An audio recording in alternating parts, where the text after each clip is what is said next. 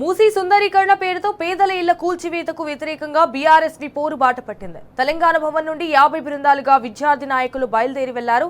అయితే మూసీ పరివాహక ప్రాంతాల్లో బీఆర్ఎస్పీ అధ్యక్షుడు గెల్లు శ్రీనివాస్ యాదవ్ అలాగే ఉపాధ్యక్షుడు తుంగ బాలు ఆధ్వర్యంలో 50 బృందాలు పర్యటించనున్నాయి. అటు మూసీ సుందరీకరణ పేరుతో కాంగ్రెస్ ప్రభుత్వం చేస్తున్న దోపిడీని అడ్డుకుంటామని కూడా బీఆర్ఎస్పీ నేతలు హెచ్చరించారు. 10,000 ఇళ్లను కూల్చి పేదలను రోడ్డున పడేయడంపై విద్యార్థి లోకం మండిపడింది. లక్షల కోట్ల అవినీతి కోసమే పేదల జీవితాలతో ప్రభుత్వం మాటలాడుతోందని కూడా ఆగ్రహం వ్యక్తం చేశారు. ఇటు బాధిత కుటుంబాలకు అండగా ఉండి ప్రభుత్వంపై పోరాటం చేస్తామని తెలిపారు.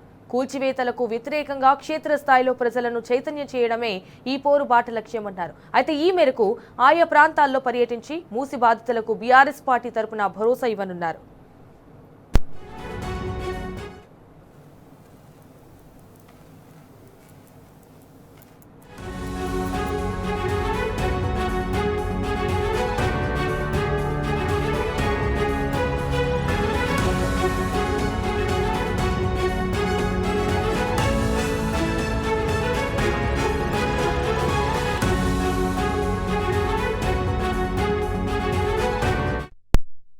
విభాగం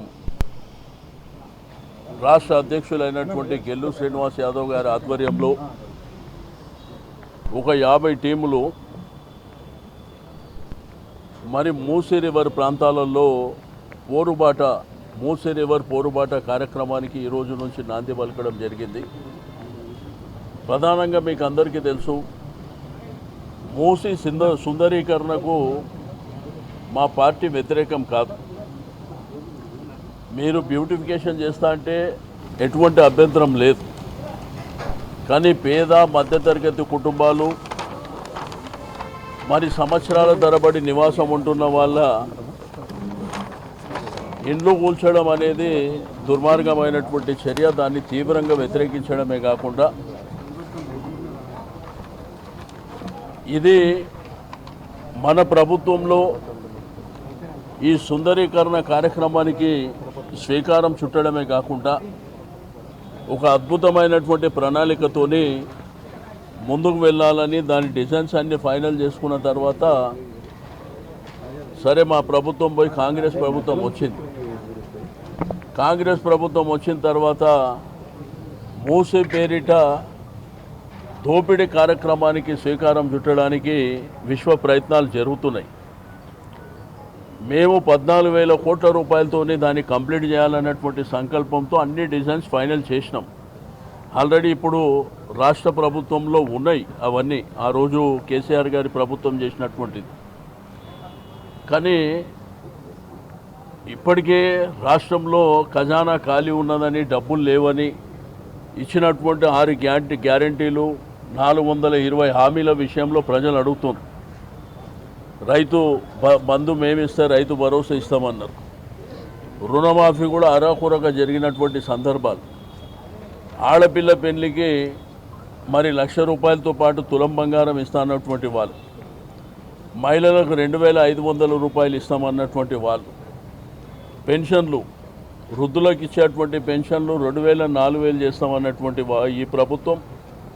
ఇవే కాకుండా అనేకమైనటువంటి అలివిగానటువంటి హామీలు ఇచ్చి అవన్నీ పక్కన పెట్టి ఏమనంటే మా దగ్గర డబ్బులు లేవు, మా ఖజానా ఖాళీ ఉంది, మా గొంతు కోస్తారా, మా మెడ కోస్తారా, మా కాళ్ళు కోస్తారా అనే విధంగా ముఖ్యమంత్రి గారు మాట్లాడుతున్నారు.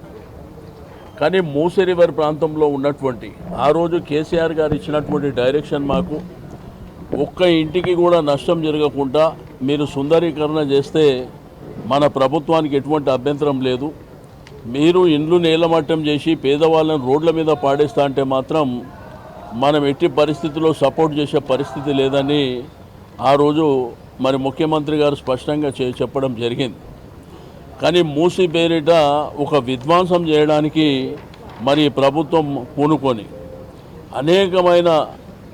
అనేక వేలాది మంది అభాగ్యులు ఆ ప్రాంతంలో నివాసం ఉండేవాళ్ళు బిక్కు అనుకుంటూ ఈరోజు మా ఇల్లు ఉంటుందా పోతుందా అనేటువంటి బాధలో ఉన్నటువంటి సందర్భాలు. కాబట్టి మా విద్యార్థి విభాగం ఆధ్వర్యంలో మరి 50 టీములు ఏర్పాటై టీముకు 10 మంది చొప్పున ఈ మూసీ ప్రాంతాలలో మూసీ పరివాహక ప్రాంతాల్లో పర్యటన చేయడమే కాకుండా ఒకవైపున కరపత్రాలు కానివ్వండి, వాల్ పోస్టర్స్ కానివ్వండి, మరి అక్కడ ఉన్నటువంటి వాళ్ళని ఎడ్యుకేట్ చేసి అందరం మరి సమిష్టిగా పోరాటం చేయాలి, అందరం కూడా ఏకతాటి మీద ఉండి పోరాటం చేయాలనేటువంటి ఒక నినాదంతో మా పోరుబాట కార్యక్రమాన్ని విద్యార్థి విభాగం మరి అదేవిధంగా తమ్ముడు శ్రీనివాస్ యాదవ్ గారి ఆధ్వర్యంలో ఈ యొక్క కార్యక్రమానికి శ్రీకారం చుట్టడం, అంతా మా యువ మిత్రులందరూ మరి పొద్దున్నే ఈ కార్యక్రమానికి శ్రీకారం చుట్టడానికి మొన్న కూడా మరి ఉస్మానియా యూనివర్సిటీలో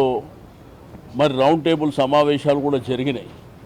దీంట్లో ఈ విద్యార్థి విభాగంతో పాటు మేధావులు, యూనివర్సిటీ వైస్ ఛాన్సలర్లు, మరి అదేవిధంగా లెక్చరర్స్ కానివ్వండి, ప్రొఫెసర్స్ కానివ్వండి, అందరూ కూడా సంపూర్ణమైనటువంటి మద్దతు ఇస్తున్నటువంటి సందర్భం.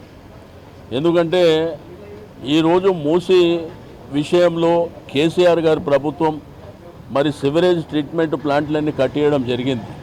32 ప్రాంతాలలో కట్టించడం, ఇంకా 39 కేంద్రానికి పంపించడం. అవి ఈ మధ్యకాలంలోనే శాంక్షన్ వచ్చింది. మరి ముఖ్యమంత్రి గారేమో నీళ్లు తెస్తామంటాడు. గండిపేట ఉస్మాన్ సాగర్కు నీళ్ళు ఎక్కడికి తెస్తారంటే కుండపోచమ్మ సాగర్. ఒకవైపున కాళేశ్వరం మునిగిపోయిందంటాడు, మళ్ళీ అక్కడికనే నీళ్లు తీసుకొస్తా అనేటువంటి కార్యక్రమాన్ని మరి చెప్పే విధంగా మరి మీకు అసెంబ్లీలో చెప్పినటువంటిది కూడా మనం చూసినాం. కాబట్టి ఎట్టి పరిస్థితుల్లో ఈ పోరాటం ఆగదు. ప్రజల్ని ఎడ్యుకేట్ చేస్తాం. మరి అన్ని రాజకీయ పార్టీలు కానివ్వండి, విద్యావంతులు కానివ్వండి, సోషల్ సర్వీస్ చేసేవాళ్ళు కానివ్వండి, లేకపోతే చెట్లని ప్రేమించే వాళ్ళు కానివ్వండి, ఈరోజు ఏ పర్మిషన్స్ లేకుండా, డిపిఆర్ లేకుండా మేము మా ఇష్టం ఉన్నట్టు చేస్తాం, మాకు అధికారము ఇచ్చారు కాబట్టి మా ఇష్టానుసారం చేస్తామంటే దీన్ని ఎట్టి పరిస్థితుల్లో వెనక్కి తగ్గే ప్రసక్తే లేదు. మీరు బ్యూటిఫికేషన్ చేస్తా అంటే, సుందరీకరణ చేస్తా అంటే మాకు అభ్యంతరం లేదు, కానీ విధ్వంసం చేస్తామంటే మాత్రం ఎట్టి పరిస్థితుల్లో ఊరుకునే ప్రసక్తే లేదు. తప్పకుండా ఈ పోరాటంలో అందరు రావడం జరుగుతుంది. ఈ పోరాటం ఉధృతమైన తర్వాత మరి కొన్ని లక్షలాది మంది సమక్షంలో మరి ఆ కార్యక్రమాన్ని అడ్డుకునేటువంటి కార్యక్రమాన్ని చేపట్టడం జరుగుతుంది.